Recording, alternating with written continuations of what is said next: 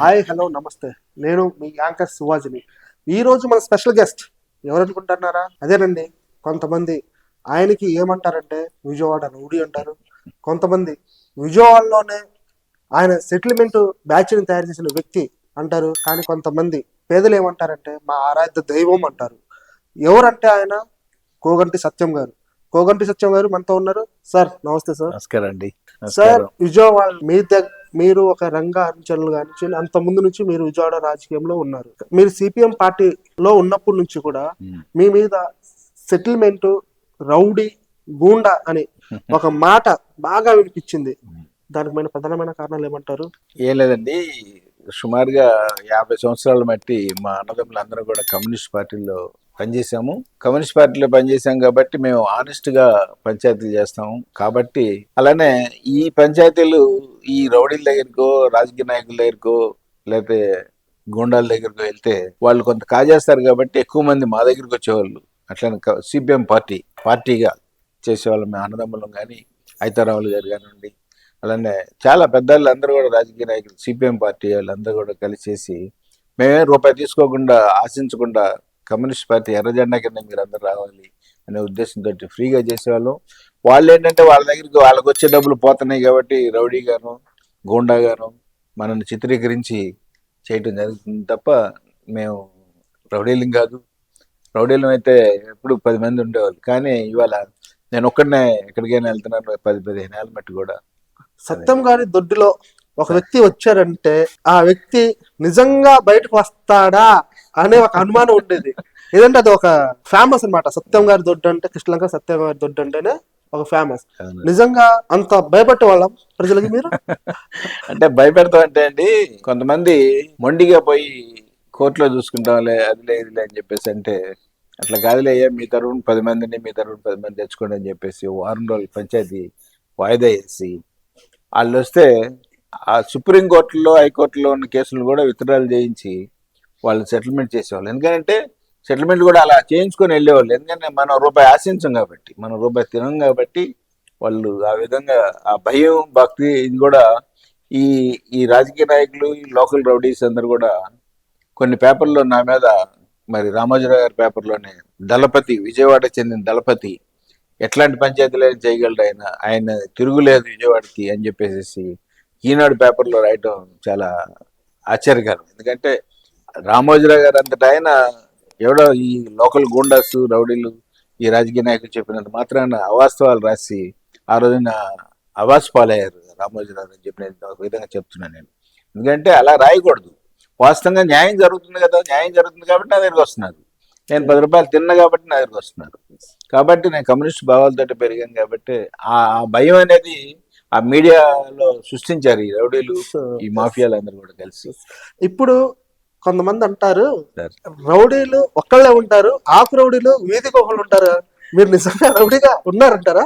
రౌడీగా కాదండి, నేను కమ్యూనిస్ట్ కార్యకర్తగా ఉన్నాను కాబట్టి వీధికి ఒక రౌడీ వీధికి ఒక ఎవరున్నా సరే, అలానే పొలిటీషియన్స్ కూడా ఏ ఎమ్మెల్యేకి అయినా సరే ఫోన్ చేసి ఈ పలానా పంచాయతీ పంపిస్తున్నాను సెటిల్ చేయండి అని చెప్పగలిగే సత్తా ఒక కోగంటి కుటుంబానికే 50 ఏళ్ళ బట్టి నడుస్తుంది. అది ఇంకా నడిపించాలని చెప్పేసి ఉద్దేశంతో ఉంటున్న న్యాయం కోసం, అంతేగాని మరి పోలీసుకి వ్యతిరేకంగానో మరి జ్యుడిషియల్కి వ్యతిరేకంగానో మరి ప్రజలకు వ్యతిరేకంగానో చేయను. అదేవిధంగా న్యాయం చేయడం కోసమే నేను ముందుకు వస్తానని చెప్పి తెలియజేసుకుంటున్నాను. సార్ ఇప్పుడు మీరు 90 నుంచి 2010 దశకం దాకా పోలీసులు కూడా పంచాయతీ జరగాలంటే కోగంటి సత్యం గారి దగ్గరికి వెళ్ళండి మీరు, మీకు న్యాయస్థానం న్యాయం దొరకకపోతే అనేవాళ్ళు. పోలీసులతో అంత కాంప్రమైజ్ అయ్యి మీతో పోలీసులు కూడా పనిచేసేంత పని వచ్చిందండి? అదే కాదు, మీరు చెప్పింది కరెక్ట్. కానీ పోలీసు వాళ్ళు సెటిల్ చేస్తే వీళ్ళు పై ఆఫీసర్ల దగ్గరికి వెళ్ళి నాకు అక్కడ అన్యాయం జరిగింది ఇక్కడ అన్యాయం జరిగింది అని చెప్పి అంటారనే ఉద్దేశంతో అటువంటి పంచాయతీలు 90 కాదు దాదాపు 85 నుంచి కూడా మన దగ్గరికి పంపించేవాళ్ళు పోలీసు డిపార్ట్మెంట్ కూడా. ఎందుకంటే నాది నా అదృష్టం, ఎందుకంటే నా దగ్గరికి వస్తే అయిపోద్ది. ఎందుకంటే డబ్బు ఆశించను కాబట్టి. అట్లానే ఇద్దరు కూడా వాళ్ళ తరపు నుంచి వీళ్ళ తరపు కొంతమంది మనుషులు వస్తారు కాబట్టి ఏది న్యాయం అనేది నిర్ణయించుకోండి మీరే అని చెప్పేసి 1-2 గంటలు టయాలు ఇవ్వటం, వాళ్ళు ఆ టయానికి ఆలోచించుకోవటం చెప్పటం. దానివల్ల పోలీస్ స్టేషన్ పోలీసు వాళ్ళకి కూడా చాలా మంది భవానీపురంలో వాళ్ళ ప్లాట్స్ కబ్జా చేస్తే ఆ ప్లాట్స్ కూడా నేను సెటిల్మెంట్ చేసి వాళ్ళ ఎవరి ప్లాట్లు వాళ్ళకి ఇప్పించడం, అట్లానే పోలీసు వారు చేసుకోవాలని కూడా పోలీసు వారు పాపం వాళ్ళు పై ఆఫీసర్లు తెలిసిందంటే ఏమైనా ఇబ్బంది వస్తుందనే ఉద్దేశంతో వాళ్ళు నా దగ్గర పంపించేవాళ్ళు. అట్లానే వాళ్ళకి సంబంధించిన కేసులు కూడా నేను చాలా పరిష్కారం చేశాను. అది నా అదృష్టంగా కమ్యూనిస్ట్ పార్టీలో పెరగబట్టి సిపిఎం పార్టీలో మేము ముగ్గురు బ్రదర్స్, అలానే సిపిఐ పార్టీలో సల్సాని రత్న గారితో పాటు మా పెద్ద బ్రదర్ తిరిగేవాళ్ళు. ఆ అందరం నలుగురు కమ్యూనిస్టులు కాబట్టి చేయగలిగామని చెప్పేసి నేను అనుకుంటున్నాను. సార్ మీరు ఇప్పుడు కమ్యూనిస్టులు అంటున్నారు, సరే. ఇప్పుడు దాకా కమ్యూనిస్ట్ పార్టీ తరపున ఎందుకు పోటీ చేయలేకపోతున్నారు? మీరు ఇండిపెండెంట్ గా పోటీ చేశారు తప్ప కమ్యూనిస్ట్ పార్టీ తరపున పోటీ చేయలేదు. ఎందుకని? మీరు కమ్యూనిస్టు, నేను కమ్యూనిస్టు అంటున్నారు. అవునండి. తర్వాత మీరు తెలుగుదేశం పార్టీకి మద్దతు ఇచ్చారు, అవును. కొంతమంది వైఎస్ఆర్ పార్టీకి వైఎస్ఆర్ పార్టీకి ఇచ్చారు. కొంతమంది ఓడించడానికి. చెప్పేదేనండి సార్. మీరు ఇంత చేసినప్పుడు మీరు సిపిఎం పార్టీ తరపున ఎందుకు పోటీ చేయలేకపోయారు? లేకపోతే ఏ పార్టీ తరపున ఎందుకు పోటీ చేయలేదు? ఎందుకంటే ఆ మచ్చ మీ మీద ఉంది కాబట్టి మీకు టికెట్ ఇవ్వలేకపోయారా, లేకపోతే మీరు ఇండిపెండెంట్ గానే పోటీ చేయాలనుకున్నారా? కాదండి, మా పార్టీలో ఎలా ఉంటాయంటే, మా కమ్యూనిస్ట్ పార్టీలో 6 నెలల పాటు పార్టీలో కార్యకర్తలతో పనిచేసి తర్వాత సభ్యత్వం ఇస్తారు. కనీసం నాకు ఇవాళ వరకు నేను సభ్యత్వం కోసం కూడా ఆశించాల. కమ్యూనిస్ట్ పార్టీలో సభ్యత్వం ఇచ్చి 6 నెలల తర్వాత పార్టీలోకి తీసుకుంటారు. ఆ తర్వాత 1 సంవత్సరం 2 సంవత్సరాల తర్వాత ఏదో కమిటీలోకి తీసుకుంటారు. ఆ తర్వాత జిల్లా కమిటీ, ఆ తర్వాత రాష్ట్ర కమిటీ, ఆ తర్వాత సెంట్రల్ కమిటీ, అట్లా మా కమ్యూనిస్టులు ఎదుగుతారు. కానీ నాకు ఏ పదవి కూడా అవసరం లేదు. నాకు ఎందుకంటే వచ్చిన వాళ్ళకి సాయం చేయగలుగుతున్నాను, 10 రూపాయలు సంపాదించుకున్నాను, పేదరికం నుంచి వచ్చాను, ఆ కమ్యూనిస్ట్ పార్టీ ఎర్ర జెండా కిందే పెరిగాను కాబట్టి నేను చేయగలుగుతున్నాను కాబట్టి అంతే తప్ప నేను పార్టీలో అలానే 94లో కూడా నేను పోటీ చేయలేదండి. మా అన్నయ్య టీడీపీ తరఫున సీటు ఎన్టీ రామారావు సింహగర్జన రైలు వేసుకుని వెళ్తే ఆయన సీట్ ఇవ్వడం జరిగింది. నెహ్రూ గారు అడ్డంపడి జయరాజ్ గారు 83 ఎమ్మెల్యేకి సీటు ఇప్పించడం జరిగింది 94లో. ఆ సందర్భంలో నెహ్రూ గారు క్యాండిడేట్ ఓడించాలి అనే ఉద్దేశంతో మా అన్నయ్య నిలబెడితే మన ఒక్కరికే 30,000 ఓట్లు వచ్చినాయండి ఆ రోజున. అట్లనే సిపిఐ, సిపిఎం, టీడీపీ, జనతాదళ్ నలుగురు కలిపి 31,000 వచ్చినాయి. రెండోసారి రత్నకుమార్ గారు ఎమ్మెల్యే అవడం కారణం మన పుణ్యమే. ఆమెకు 43,000 ఓట్లు వచ్చినాయి. మా ఇద్దరే కలుపుకుంటే 60,000 పైన అయింది. కాబట్టి ఆమె రెండోసారి ఎమ్మెల్యే అవడానికి కారణం కోగంటోళ్ళ పుణ్యం అని చెప్పి అనుకోవాలి. సార్ ఇప్పుడు మీకు రంగా గారితో అనుబంధం ఎలా ఉండేది? నిజంగా ఆయనకి హత్య చేసింది ఎవరంటారు మీరు? టీడీపీ వాళ్ళే డెఫినెట్లీ. ఎందుకంటే రాధాబాబే చెప్పాడు, వైసీపీ పార్టీలో పెద్ద మీటింగ్ లో చెప్పాడు ఆయన, టీడీపీ వాళ్ళు చంపారు, టీడీపీ పార్టీ చంపింది, ఇవాళ కూడా మేము కోలుకోలేని పరిస్థితిలో ఉన్నామంటే కేవలం టీడీపీ పార్టీ అని చెప్పేసి రాధాబాబు స్టేజ్ మీద చెప్పినటువంటి ఈ మధ్య వీడియోల్లో కూడా ఆడియోలో వీటిలో వస్తున్నాయి, అందరూ పబ్లిసిటీ చేస్తున్నారు ఇదంతా కూడా. అట్లా రంగా గారు అంటే మాకు మంచి అభిమానం ఉండేదండి. ఎందుకంటే మరి రాధా గారు బ్రతుకున్నప్పటి నుంచి కూడా సిపిఎం పార్టీకి, అంటే సల్సాని గారితో యాంటీ అయిన తర్వాత సిపిఎం పార్టీకి అనుబంధంగా ఆయన రంగా గారు నడవడం జరిగింది. అప్పటి నుంచి కూడా మేము ఆయనతో పాటు మా రంగా గారు అని చెప్పేసి మా పార్టీ కూడా చెప్పుకుంటుంది. అట్లానే సల్సాని గారిని చంపడానికి కూడా సిపిఎం వాళ్ళు కూడా మాది పంపకూడదు కానీ ఒక ఇద్దరిని పంపించారు, శంకర్ భాస్కర్ రావు, అట్లానే తౌటి గోపాలరావు అని ఇద్దరిని వెంకటరత్న గారు చంపడానికి పంపిస్తే మా బ్రదర్స్ మేమందరం కూడా ఆ రోజున ఎదురు తిరిగాం. మనం ఒక కమ్యూనిస్ట్ పార్టీ సిపిఐ అవ్వచ్చు, సిపిఎం అవ్వచ్చు, ఒక సిపిఐ పార్టీ నాయకుడు సల్సాని గారిని చంపడానికి మన పార్టీ నుంచి పంపించడం మన పార్టీకి అవమానకరమైంది, మనం పంపించకూడదని చెప్పేసి సీతారాములు గారి ఫ్యామిలీ మీద మేము పోరాడాం. రాష్ట్ర కమిటీ లెవెల్లో బసవపన్నయ్య గారు, లావబాల గంగాధర గారు, పుచ్చలబల సుందరయ్య గారు లెవెల్లో తీసుకెళ్ళాం అది. ఎందుకంటే మన పార్టీ నుంచి మనం పంపడం, మన కమ్యూనిస్ట్ మన కామ్రేడ్ని, మన ఏ పార్టీలో ఉన్నా సరే మన కామ్రేడ్ని చంపడానికి మన మనుషులు పంపడం తప్పు అని చెప్పేసి ఐతారాములు గారితో సెంట్రల్ కమిటీలో కూడా తప్పు అని చెప్పించామండి. ఓకే, ఇప్పుడు రంగా గారిని చంపేటప్పుడు ఆ విషయం మీకు ఏమైనా తెలుసా? నాకు తెలియదండి. నాకు అంటే చంపేస్తారు ఆయన్ని చంపేయడానికే. ఎందుకంటే 87లో మహానాడు జరిగితే 87 ఆఖరిలోనూ 88 ఫస్ట్లోనూ కాపునాడు పెట్టారు. కాపునాడు అని పెట్టద్దు అని చెప్పేసి, ఎందుకంటే క్యాస్ట్ అనేది ఉండకూడదు. ఎందుకంటే రంగా గారికి ఆ క్యాస్ట్ ఈ క్యాస్ట్ అని కాదు, అన్ని క్యాస్టుల్లో కూడా అభిమానులు ఉన్నారు. రాధామిత్ర మండలి, రంగమిత్ర మండలి, అలా రంగా గారికి అన్ని క్యాస్టుల్లో ఉన్నారు కాబట్టి కాపునాడు అని పెట్టద్దు అని చెప్పేసి అంటే కొంతమంది కాపు పెద్దలు, మధురాడు భద్రరావు గారు కానివ్వండి, అలాగే హరిరావు గారు కానివ్వండి, ఉమా వెంకటేశ్వర గారు కానివ్వండి, ఉమారెడ్డి వెంకటేశ్వర గారు కానివ్వండి, అలా కాపు నాయకులు పెద్దవాళ్ళందరూ కూడా కాదు కాపునాడే పెడదామని చెప్పేసి అంటే ఆ రోజున మహానాడికి 1,00,000 మంది వస్తే కాపునాడికి మరి 10 లక్షల మంది సుమారుగా వచ్చారు. ఓ దాన్ని చూసుకొని 88లో ఈ ఆయన్ని చంపడం జరిగిందని చెప్పేసి నేను అనుకుంటున్నాను రంగా గారు. ఎందుకంటే ఇంకా పెరిగిపోతే ఈ రాష్ట్రాన్నే రంగా పరిపాలించేటట్టుకున్నాడు అనే ఉద్దేశంతో, అందులో దీంట్లో కూడా కొంతమంది కాంగ్రెస్ వాళ్ళ పాత్ర కూడా ఉండుంటదేమో అని అనిపిస్తుందండి నాకైతే. ఎందుకంటే కాంగ్రెస్ వాళ్ళు కూడా ఈర్ష్య కదా. ఎందుకంటే ఆయన 81లో కార్పొరేషన్ సీట్ ఇవ్వకపోతే ఇండిపెండెంట్గా పోటీ చేసి గెలిచారు.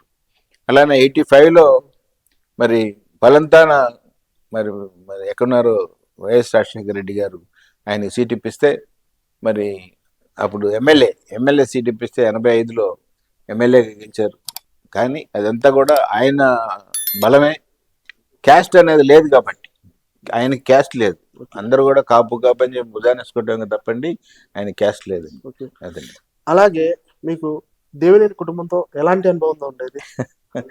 అంటే మాకు అంటే ఎస్ఎఫ్ఐ రెండే ఉండేవి. తర్వాత యూఐ అనేది ఒకటి వచ్చింది.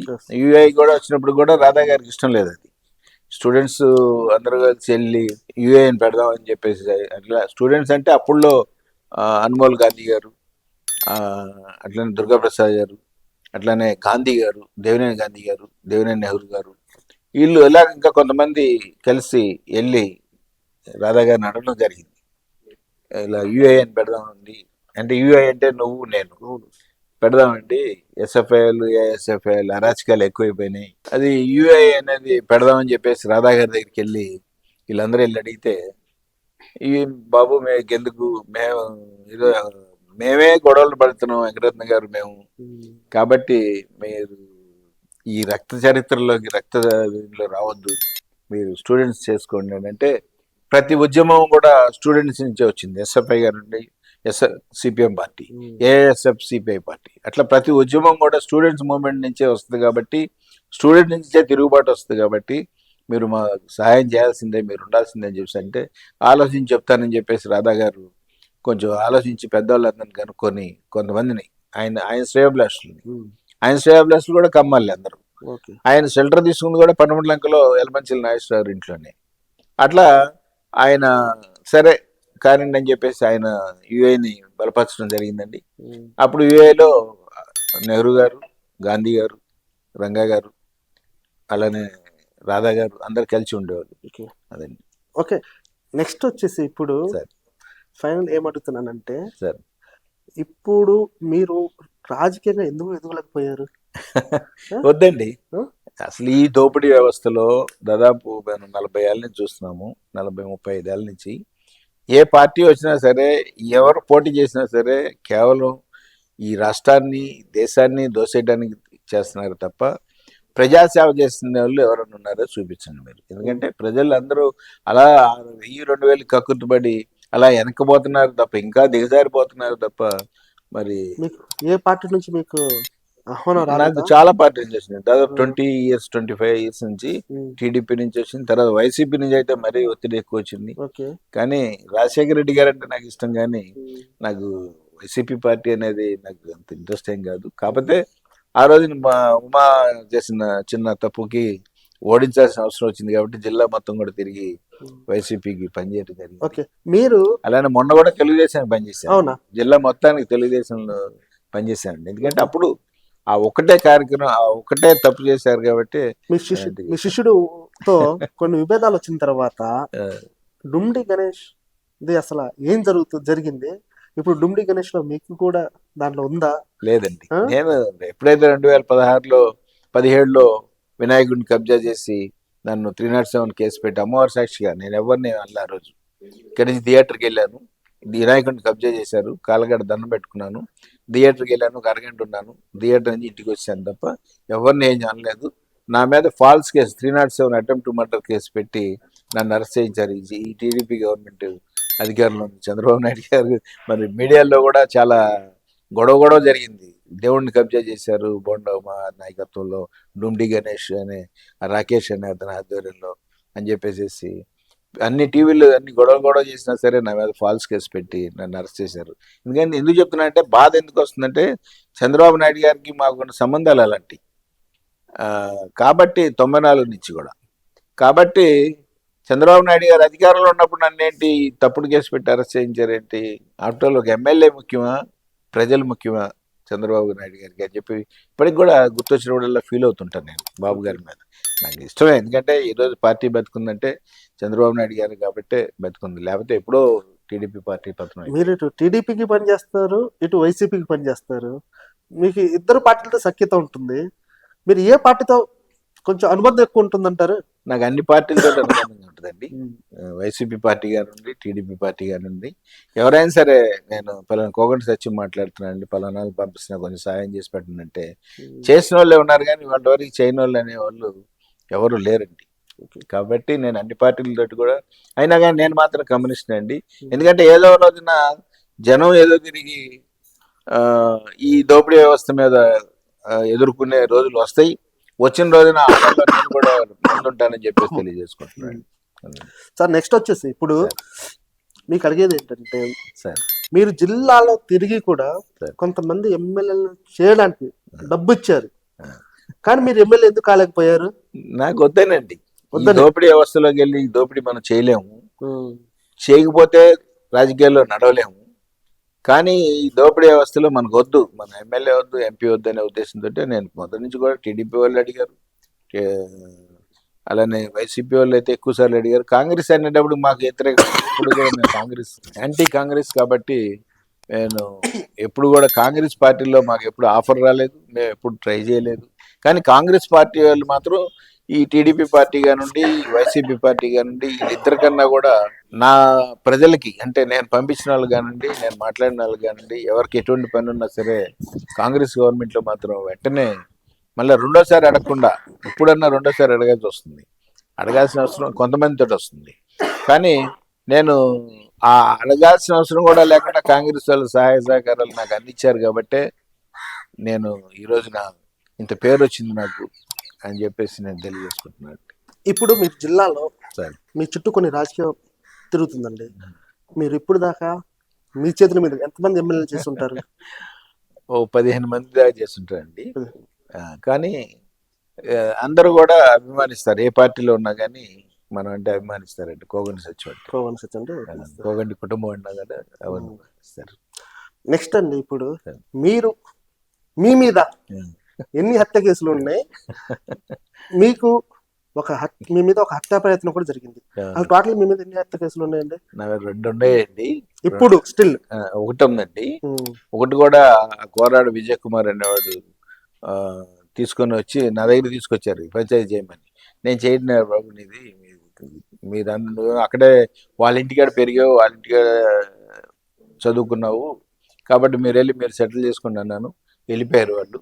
వెళ్ళిపోయిన తర్వాత ఈ ఏ వెంకటేశ్వర గారు అలానే సురేంద్రబాబు గారి ఆధ్వర్యంలో మరి నన్ను కూడా దాంట్లో ఇరికించడం జరిగింది. ఎందుకంటే 2003లో సురేంద్రబాబు గారి ఎన్కౌంటర్లో నేనేదో ఆయన ఇరికించాననే అపోహలతోటి అది రాడికల్స్ వాళ్ళు కోర్టులో ఆర్గ్యుమెంట్స్ చెప్పారు, వాళ్ళు ఆయన్ని అరెస్ట్ చేయించారు తప్ప నాకు ఎటువంటి సంబంధం లేదు.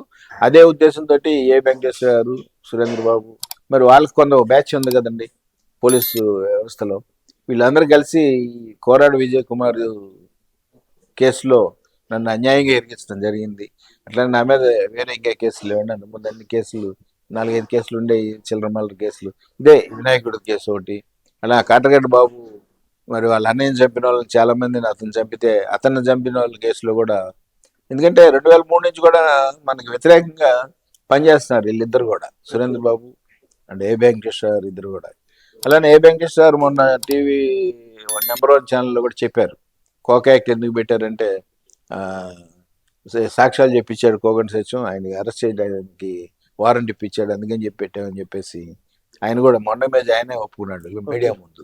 నేను తప్పుడు కేసు కిందనే కదా దానికి అర్థం అని చెప్పింది. ఇప్పుడు కాదండి, ఏ హత్య జరిగినా కోగంటి సత్యానికి సంబంధం ఉంది, కానీ కోగంటి సత్యం ఒక్కసారి ఎదుటి వ్యక్తి వద్దు అనుకుంటే చేతికి మరకంటకుండా పోతుందనేది ప్రజల్లో బాగా ఒక నమ్మకం ఉందండి. అది నిజం కాదంటారా? నిజం కాదండి, అది అపోహలు. అందులో అదే నేను చెప్తున్నా, మీడియాలో ఎక్కువ ప్రచారం, తప్పుడు ప్రచారం చేశారు కాబట్టి, ఈ గూండాసు కొంతమంది రాజకీయ నాయకులు అందరూ కలిసి చేశారు కాబట్టి, మరి జనం ఆ విధంగా భయభ్రాంతులుగా తయారు చేశారు జనాన్ని. అలా అనుకుంటారు తప్పండి. నాకు నేను మర్డర్లు కాదండి, పరిష్కారం చేయాలి, వాళ్ళని కలపాలి ఎట్లా కొట్లా. ప్రతి సమస్యకి పరిష్కారం ఉంటుంది, మర్డరే పరిష్కారం కాదు. కాబట్టి ఆ విధంగా సమస్యలు పరిష్కారం చేశాను తప్ప, నేనంటే ఎవరు అంత భయం పడే ఇది చేశారంటే కేవలం ఈ గూండాసు, ఈ పంచాయతీలు చేసేవాళ్ళు, కొంతమంది పొలిటీషియన్స్ ఈ పేపర్లలో రాపించి రకరకాల అందుట్లో అప్పుల్లో బాగా డబ్బులు తీసుకొని ఏది పడితే అది రాసేస్తుండేవాళ్ళు. ఇప్పుడులాగా ఓకే. కాదు. ఇది 20 ఏళ్ళ నుంచి. ఇరవై. ఈ 4-5 ఏళ్ళ మట్టి, 5-10 ఏళ్ళ మట్టి పెద్దగా లేదు కానీ అంతకుముందు బాగా ఎక్కువ ఉండేది. డబ్బులు తీసుకొని ఏది పడితే అది మెయిన్ ఎడిషన్లు రాసేవాళ్ళు. ఓకే. ఇవాళ మీడియాస్ ఎక్కువైనాయి. ఆ? ఇవాళ మీడియా ఎక్కువైంది, ఆ. అందుకని ప్రతి వాళ్ళు కూడా భయపడుతున్నారు. మీడియా మీడియా ఎందుకంటే జర్నలిజానికి ప్రతివాడు భయపడాల్సిన అవసరం ఉందండి. జర్నలిస్టులు మనం ప్రాణాలు తెగించి కూడా న్యాయం కోసం పోరాడతాం కాబట్టి, జర్నలిస్టులు మనకు ఎవరైనా భయపడాల్సిన అవసరం ఉంది కాబట్టి ఈ రోజున కొంచెం నేరాలు, ఈ ఘోరాలు ఇవన్నీ తగ్గడం కూడా జరుగుతుంది. ప్రతిదీ మీడియాలో వచ్చేస్తుంది కాబట్టి భయపడుతున్నారు. అయినా పొలిటీషియన్స్ మాత్రం భయపడతలేదండి. ఈ దోపిడీ వ్యవస్థని ఇలా దోపిడీ చేస్తూనే ఉన్నారు కదా తప్ప వాళ్ళు మాత్రం భయపడట్లేదు. సార్, ఇప్పుడు మీ మీద గుంటూరు దగ్గర ఒక హత్య ప్రయత్నం జరిగింది. అవునండి. దాని తర్వాతే ఒక వ్యక్తి ఆ, చంపబడ్డాడు. దానికి కోగంటి సత్యం ప్రధానం. ఆ, మీరు విజయవాడ నుంచి హైదరాబాద్ నుంచి విజయవాడ తిరిగారు. ఆ హత్య అప్పుడు. అది రాంప్రసాద్ అని మా దగ్గర 70 కోట్లు కాజేసి అది పారిపోతాడు. మీతో చెప్పిద్దామని ఆ మాట మీకు అడిగాను. రాంప్రసాద్ అని 70 కోట్లు మన మోసం చేసి పారిపోయాడండి. పారిపోయే తర్వాత సచిన్ గారు నన్ను ఏదైనా చేస్తారేమో అనే ఉద్దేశంతో గుంటూరు నేను పెళ్లికి వెళ్ళి వస్తుంటే, ఓ జర్నలిస్టు చెల్లెలు పెళ్లికి వెళ్ళి వస్తుంటే మా గుంటూరు దగ్గర వెనక నుంచి ఎదరి నుంచి 2 లారీలతోటి గుద్దారు. అయినా కానీ అమ్మవారి ఆశీస్సులతోటి నేను ఇంకా బ్రతికున్నాను. ఆ తర్వాత మరి ఇక్కడ నా దగ్గర 70 కోట్లు మోసం చేసినట్లుగానే ఇతను హైదరాబాద్ వెళ్ళిపోయి అక్కడ కూడా చాలా మంది దగ్గర మోసాలు చేశాడు కాబట్టి ఎవరన్నా చంపుంటారు. కానీ ఎవరు చంపినా సరే ఆ కేసు నా మీద పెట్టారు. ఆ కేసు నాకు ఎటువంటి సంబంధం లేదనే ఉద్దేశంతో న్యాయస్థానంలో మరి జ్యుడిషియల్లో మరి ఆ కేసు కూడా కొట్టేయడం కూడా జరిగిందండి. కొట్టేసి కూడా 3-4 సంవత్సరాల పైన అయిపోయింది. ఎందుకు కొట్టేస్తారు? నేను చేస్తుంటే నాకు 70 కోట్లు ఎక్కొట్టాడు. కానీ అదే విధంగా అక్కడ కూడా లోకల్లో కూడా చాలా మందికి ఎక్కొట్టినట్టుగా మేము కూడా లండన్ కూడా పిలిచి వాళ్ళందరితో కూడా సాక్ష్యాలు చెప్పించాము. కాబట్టి వాళ్ళలో ఎవరైనా చేసి ఉండొచ్చు కదా, కానీ మనం మాత్రం చేయలేదండి అది. ఇప్పుడు మీకు మీ శిష్యుడు బోండమ్మకి సరే, ఎలాంటి సంబంధాలు ఉన్నాయి? మంచి సంబంధాలు ఉన్నాయి. ఉమాగారు నాకు ఈ పలానాలు పంపిస్తున్నాను, పని చేసి పెట్టండి అంటే, ఎందుకంటే 19లో ఓడించిన 24లో మళ్ళీ నేను తిరిగాను. ఎందుకంటే మన దగ్గర పెరిగిన మన ఉమా నేను పెళ్లి చేశాను కాబట్టి ఈసారి మళ్ళీ ఎమ్మెల్యే చేయాల్సింది ఎట్లా కొట్లా అని చెప్పేసి నేను ఉమాగారు గెలవాలని అమ్మవారి సాక్షిగా చెప్తున్నా. ఉమాగారు గెలవాలనే ఉద్దేశంతో ఉమాగారికి పనిచేశాను. ఉమాగారు గెలిచారు. ఉమాగారితో పాటు మన గాలి ఏం లేదు, ఒక నియోజకవర్గంలో పనిచేస్తే ఆటోమేటిక్గా జిల్లా మొత్తం కూడా సచిన్ గారు పలానా పార్టీలో పనిచేస్తున్నారు అని చెప్పేసి జిల్లా మొత్తం కూడా మార్పు వస్తుంది. ఎందుకంటే నేను క్రిస్టియన్స్లో చెప్పకూడదు, నాకు కులం లేదు, ఆడ మగ 2 కులాలు, అందరిది ఒకటే రక్తం, రెడ్. అంబేద్కర్ విగ్రహం కోసం మరి దళిత సోదరులు వస్తే అంబేద్కర్ ఒక్కటే కాదు, బాబు జగజీవన్ రావు పెట్టండి, లేదా మాలా మాదిగ అని చెప్పేసి మనల్ని విభజించి పాలిస్తున్నారు ఈ పొలిటీషియన్స్, ఈ రాజకీయ నాయకులు మనల్ని విభజించి పాలిస్తున్నారు. కాబట్టి 2 విగ్రహాలు పెట్టించి దేవినేని నెహ్రూ గారితో ఇవాళ గొల్లపల్లి సూర్యరావు ఇంకా బ్రతికే ఉన్నారు, మినిస్టర్గా చేశారు. ఆయనతోటి వీళ్ళిద్దరితోటి జిల్లాలో దాదాపు 20-25 విగ్రహాలు నేను ఓపెన్ చేయించడం జరిగింది. ఎందుకంటే కలిసి ఉండాలి, అందరూ కలిసి ఉంటే. అందుకని కోగంటి సత్యం అంటే ఏంటంటే అదో బ్రాండ్గా, కోగంటి అంటే బ్రాండ్గా తయారైంది కాబట్టి జిల్లా మొత్తం కూడా. అలానే ఉమామహేశ్వర గురించి కూడా మరి మా ఉమా కాబట్టి 2019లో వాళ్ళ అబ్బాయిలు కూడా మిమ్మల్ని విమర్శించారు, కానీ ఇంత మంచి మనసుతో మీరు ఇలా ముందుకెళ్ళారు. పిల్లలు కదండి, నేను వాళ్ళ తల్లిదండ్రులు పెళ్లి చేశాను కాబట్టి నాకు నా బిడ్డలు అంటే వాళ్ళు, నా బిడ్డలకి బిడ్డలు అంటే నా మనవాళ్ళు అంటే వాళ్ళు. కాబట్టి ఆ రోజు చాలా అరాచకం చేశారు ఆ రోజు. అయినా సరే ఒకసారి ఇప్పుడు పెద్దాక కక్షలు సాధింపులు, చంపుకోటాలు, అలానే ప్రద్దాగా ఓడించుకుంటూ వెళ్ళటానికి ఇలా కాదు. మనిషి మారినప్పుడు ఎప్పుడు కూడా మనం కూడా మారి ఆ మనిషికి న్యాయం చేయాల్సిన అవసరం ఉంది కాబట్టి నేను ఓకే. ఉమా గారిని గెలిపించాను. ఓకే. మీలో సరే. రౌడోయిజం పోయి మార్పు వచ్చిందంటారా? రౌడీజం అసలు నాలో ఎప్పుడు లేదండి. నాలో ఎప్పుడు ఇంతే. ఓకే. ఎప్పుడు ఇంతే. రౌడీజం అనేది ఎప్పుడు ఉండదండి మనకి అసలు. అందరం కలిసి ఉంటాం, కలిసి ఉండాలి. అందరూ మనుషులమే అనే ఉద్దేశం. డబ్బు ఉన్నవాడు అలెగ్జాండర్ అంతటోడు ప్రపంచాన్ని జయించి 2 చేతులు బయటపెట్టి నేను తీసుకెళ్తుంది ఏం లేదు, ప్రపంచాన్ని జయించాను అన్నాడు. కానీ అది ఈ పొలిటికల్ లీడర్స్, ఈ దోపిడీదారులు అందరూ కూడా తెలుసుకోవాల్సిన అవసరం ఉంది ఇప్పుడు. ఎందుకంటే ఆయనే తీసుకెళ్లేదు, మనం ఇంత పెడితే చాలు అంటాం. అట్లనే అన్నదానాలకు వచ్చేటప్పుడు నేను ఎక్కువగా అన్నదానాలు చేస్తా, అది ఒకటే చాలు, కొంచెం తింటే చాలు అనిపిస్తుంది. ఈ డబ్బుకి వచ్చేటప్పటికి ఎన్ని వందల కోట్లు, లక్షల కోట్లు, వేల కోట్లు కాజేస్తున్నా కానీ ఇంకా కాజేస్తున్న వాళ్ళని మరి ఏం చేసుకుంటారు? అలెగ్జాండర్ని ఒకసారి గుర్తు తెచ్చుకోవాల్సిన అవసరం ఈ రోజున భారతదేశంలో ఉన్నటువంటి రాజకీయ నాయకులు అందరికి కూడా ఉందని చెప్పేసి నేను తెలియజేసుకుంటున్నాను.